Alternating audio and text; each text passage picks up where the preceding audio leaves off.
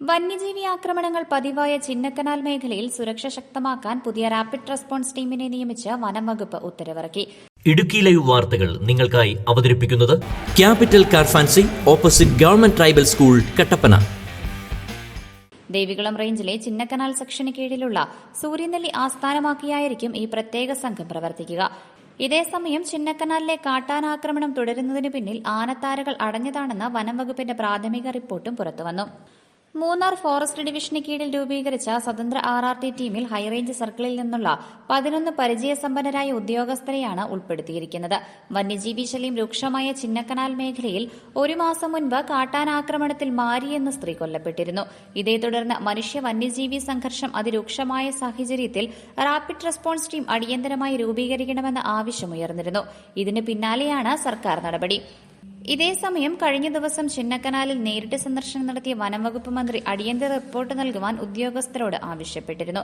ഈ റിപ്പോർട്ടിൽ പ്രധാനമായും പരാമർശിക്കുന്നത് ആനത്താരകൾ അടഞ്ഞതാണ് കാട്ടാനകൾ മേഖലയിൽ തന്നെ ചുറ്റിത്തിരിയുവാനുള്ള കാരണമെന്നാണ്. കഴിഞ്ഞ ദിവസം വനംവകുപ്പ് മന്ത്രി തന്നെ വാർത്താസമ്മേളനത്തിൽ ഇക്കാര്യം വ്യക്തമാക്കിയിരുന്നു. ചിന്നക്കനാലിൽ പോയി 14-18 ആനയോ അവിടെ കുടുങ്ങി കിടക്കുകയാണ്, റവന്യൂ ഭൂമിയിലാണ് കിടക്കുന്നത്. കാരണം ആനയിറങ്ങൽ എന്ന് പറയുന്ന ഡാമിന്റെ അവിടാണ് നമ്മൾ റീഹാബിലിറ്റേഷൻ കോളനി തുടങ്ങിയത്. എന്നാലും വേറെ ആനത്താരകൾ ഉണ്ടായിരുന്നു. അവിടെയാണ് സ്റ്റെർലിങ്ങിന്റെയും മഹീന്ദ്രയുടെയും റിസോർട്ടുകൾ വന്നിരിക്കുന്നത്.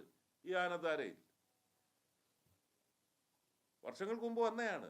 അന്നൊന്നും അതിനാവശ്യമുള്ള സീരിയസ്നെസ്സോടുകൂടി നമ്മൾ സമീപിച്ചില്ല. അങ്ങനെ ഓരോരുത്തർക്കും നമ്മൾ അതിന്റെ ഹാബിറ്റാറ്റ് ഡിസ്റ്റർബ് ചെയ്യുന്ന അനുസരിച്ച് അത് പുറത്തേക്ക് വരുന്നു. അത് ഫലത്തിൽ കർഷകന് ബുദ്ധിമുട്ടായി വരുന്നു. സ്വതന്ത്ര റാപ്പിഡ് റെസ്പോൺസ് ടീമിനെ ഏറെ പ്രതീക്ഷയോടുകൂടിയാണ് നാട്ടുകാരും നോക്കിക്കാണുന്നത്. ഇടുക്കിയിലെ വിനൂസ് മൂന്നാർ. ഇടുക്കി ലൈവ് വാർത്തകൾ നിങ്ങൾക്കായി അവതരിപ്പിച്ചത് ആത്മവിദ്യാലയമേ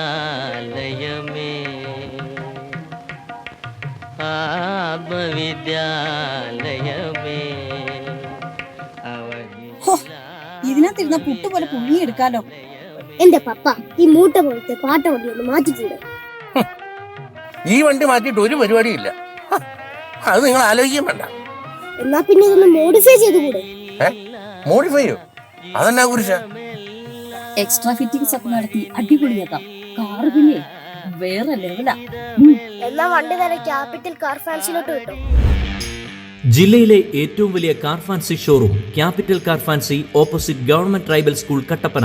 അത്യാധുനിക ടെക്നോളജിയിൽ wheel alignment and wheel balancing, വിദഗ്ധരായ ടെക്നീഷ്യൻസ്മാരുടെ സേവനം, ഏറ്റവും വിലക്കുറവിൽ Indian and imported tyres, music system, seat cover, power window, rexine, floor മാറ്റുകൾ തുടങ്ങി എല്ലാവിധ ആക്സസറീസുകളും.